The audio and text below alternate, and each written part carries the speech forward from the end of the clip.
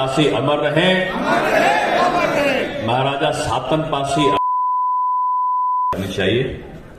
मैं कहूंगा लखना पासी अमर रहे, आप कहेंगे अमर रहे, अमर रहे। महाराजा लखना पासी अमर रहे, महाराजा बिजली की अमर रहे। माननीय कल्याण सिंह जी के नेतृत्व में महाराजा बिजली पासी किले का सौंदर्यीकरण हो और उसके विद्यालय प्रारंभ हो। इसके लिए जब मुख्यमंत्री थे माननीय कल्याण सिंह जी, तो हम सब लोग उनके पास में गए थे और वो महाराजा बिजली पासी के किले का सौंदर्यीकरण उसी समय हुआ। वहां विद्यालय भी संचालित हुआ। आज विद्यालय बहुत अच्छा चल रहा है और हर साल सम्मेलन होता था तो उस समय भारतीय जनता पार्टी के नाते में जाता था और दूसरे दल के लोग नहीं आते थे। और उस समय का दौर था कि मैंने कई लोग, एक राजकुमार इतिहासकार हुआ करते थे, अब हैं कि नहीं है सर? आज नहीं आए, उनको बुलाना चाहिए था। और तो उनसे मैंने कई जगहों पर कई लोगों के इतिहास को लिखवाने का काम उसमें किया है।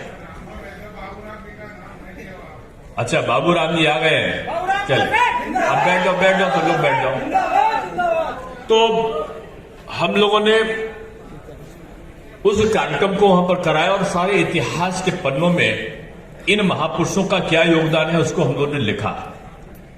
मुझे खुशी इस बात की है, आप जो नौजवान पीढ़ी यहां पर आया है, बहुत लोग पासी समाज के भारतवर्ष में योगदान क्या रहा उसको उतना नहीं जानते होंगे जितना इतिहास के पन्नों में इनका होना चाहिए था। महाराजा लखना पासी का इतिहास अगर आप कोई सुनता है और हमसे बोलते हैं बीजेपी वाले हो कि आप ऐसा क्यों करते हो, मैंने कहा ये लखनऊ की जो विरासत थी और भारत की जो एक हिंदू सत्ता और भारतीय संस्कृति का जो प्रतीक था उसका उल्लेख यहां पर आवश्यक है। और आप सब जानते हो कि महाराजा लखना पासी का जो महल हुआ करता था वो जो आज किंग जॉर्ज मेडिकल कॉलेज है उसके पास से शुरू होता था और आगे तक का गोमती के तट तक जाता था। कई किलोमीटर का उनका वो था। नाग राजा को वो पूजन करते थे, नाग मंदिर वहां पर बनाया था। और यही नहीं था, कुंड एक बनाया हुआ था, कुंड जिसमें लोग स्नान करके वो पवित्र जल को आचमन किया करते थे। महाराजा लखन पासी की पत्नी का नाम लखनावती था। वो लखनऊ के नाम से, क्योंकि वीरवर लक्ष्मण ने जब लखनऊ में माता सीता को लेकर जा रहे थे उस समय लखनऊ से उनका पूरा एक इतिहास जुड़ा और उसके बाद उस लखनऊ को सजाने संवारने का और एक लखनऊ शहर के तौर पर डेवलप करने का काम किसी ने किया तो महाराजा लखना पासी जी ने किया। और उनकी पत्नी जो लखनावती थी उनका बहुत बड़ा योगदान था यहां पर। महाराजा लखना पासी की शक्ति का एहसास इसलिए हो जाता है कि बहराइच में आपने सुना होगा कि महाराजा सुहेल देव ने सालार मसूद गाजी का मुकाबला किया था।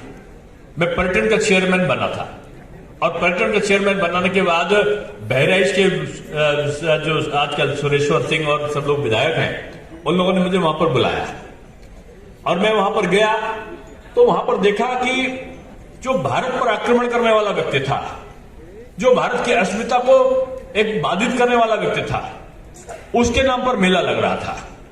और जो भारत के लिए अपने को समर्पित करने वाले राजा सुहेल देव थे उनका नाम कहीं वहां पर नहीं हो रहा था।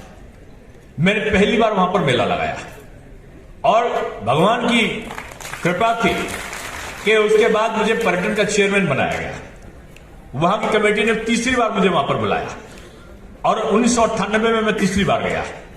और जब गया तो पहले जानने के बाद मैंने वहां पर 10 लाख रुपया और बाद में 5 लाख रुपए 15 लाख रुपए मैंने वहां के महाराजा सुहेल देव के नाम पर वो स्थान बनाने के लिए मैंने वहां पर दिया। मैं क्यों बता रहा हूं किस बात को कि शुरुआत जब वहां से हुई और वो सलार मसूद गाजी ने लखनऊ पर भी आक्रमण किया था, बहराइच और बाराबंकी पे नहीं, लखनऊ पर भी आक्रमण किया था। और जब लखनऊ पे आक्रमण किया तो उसका जो सेनापति था सैयद हातिम सैयद खातिम करके वो अंदर तक चला आया और पता क्या चला कि जो यहाँ के दूसरे लखन पासी जी के साथ जो कसमंडी के राजा कंस थे वो भी रावत थे, पासी थे।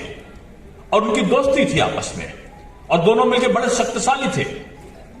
लेकिन सलार मसूद गाजी ने दिन कौन सा चुना? होली का दिन, जिस दिन पारसी समाज धूमधाम से मना रहा था। एक छुट्टी का माहौल था, खुशी का माहौल था, और उस समय अचानक उसने यहां पर लखनऊ के महल पर, उनके किले पर आक्रमण कर दिया। और लखनऊ के किले पर जब आक्रमण किया तो लाखन पासी जी को जब पता चला तो उन्होंने घोड़े पर सवार होकर अकेले निकल पड़े थे, और पूरे पीछे पीछे उनकी जो सेना उस समय तैयार थी, कुछ कम संख्या थी। एक भयंकर घमासान युद्ध हुआ, और धोखे से पीछे से उनकी गर्दन को काटने का काम ये सलार मसूद गाजी की सेना के जो कायर सैनिक थे उनके द्वारा किया गया।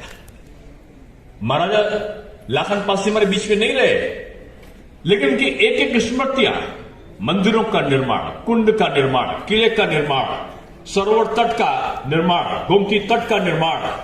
मैं महापौर बना तो मैंने उनके इतिहास की मैं उल्लेख करने लगा।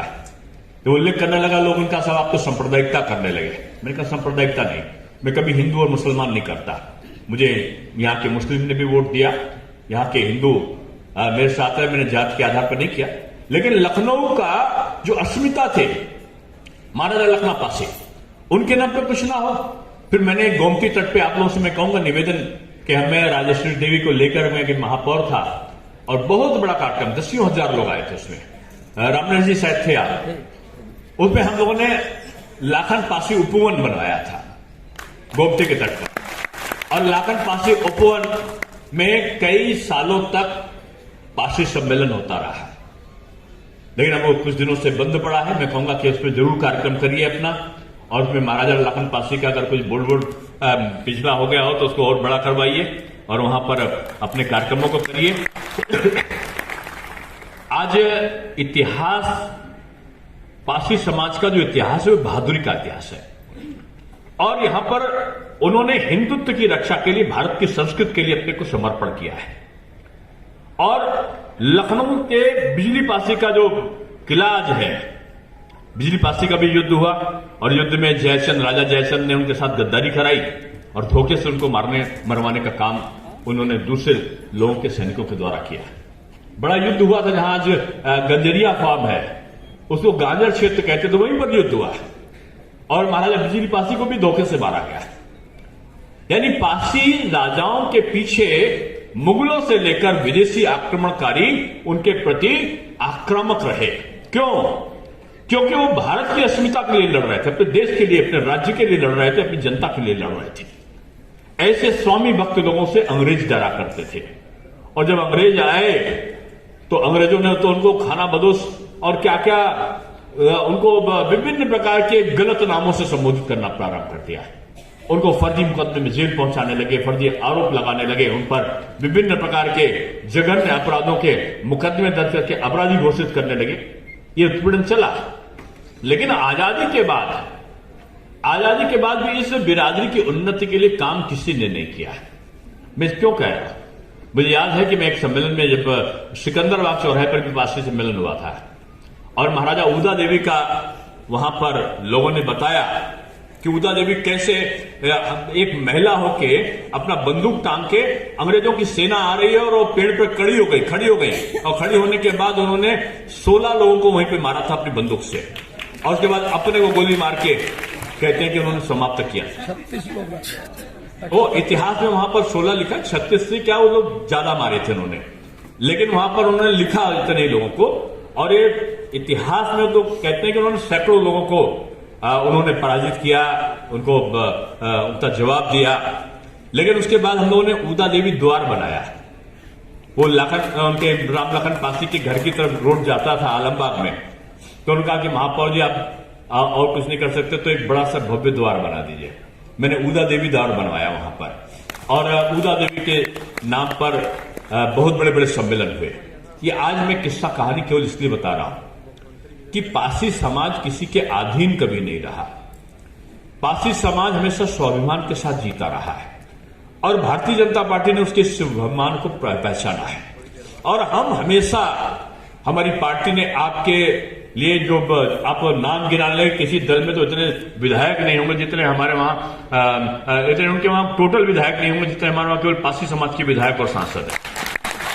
आप एक लाइन से इन मूर्तियों को देखिए जो अभी 50% आए होंगे, लेकिन इतने दर्जनों सांसद, दर्जनों छोड़ दीजिए 20 विधायक, विधान परिषद के सदस्य, जिला पंचायत के अध्यक्ष और इतनी बड़ी सेना जिसके पास रावत समाज की हो, मैं समझता हूं उस पार्टी का सामना बड़े अच्छे अच्छे लोग नहीं कर सकते। आज समय बदला है और मुझे याद आता है कि मैं कौशल किशोर जी से एक पासी सम्मेलन में मिला था और कौशल जी मेरे बगल में बैठे थे, तो मैंने उनको कहा कि जब इतनी तुम्हारे पे भावना है तो हमारे साथ क्यों नहीं आ जाते हो। और कौशल जी को मुझे अच्छा लगा कि उसके बाद वो मुझसे मिले और एक अरसे में विधायक का चुनाव बहुत अच्छा लड़के जीते, सांसद का जीते और एक अलग कल्पना बनी। मैं यही कहना चाहता था आपसे कि भारतीय जनता पार्टी जात के आधार पर नहीं, धर्म के आधार पर नहीं, क्षेत्र के आधार पर नहीं, सबको साथ को लेकर चलने के साथ साथ अपने महापुरुषों का सम्मान करते हुए आगे बढ़ने वाली पार्टी